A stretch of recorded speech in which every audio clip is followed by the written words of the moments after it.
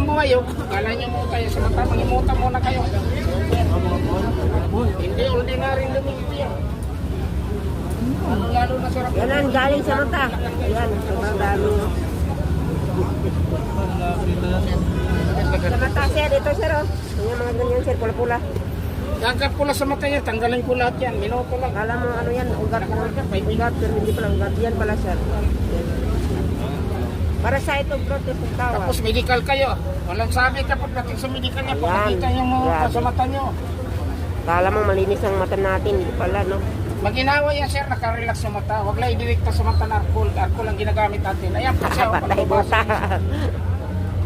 Yan ang dahil na umihina mata natin, lumalabo. Pag nangati, kinukusog. May mga gamot tayo dito, sir, oh. Ayan, oh. Parlin natin, sir. May juice tayo, may capsule. Ito, sir, para sa mata.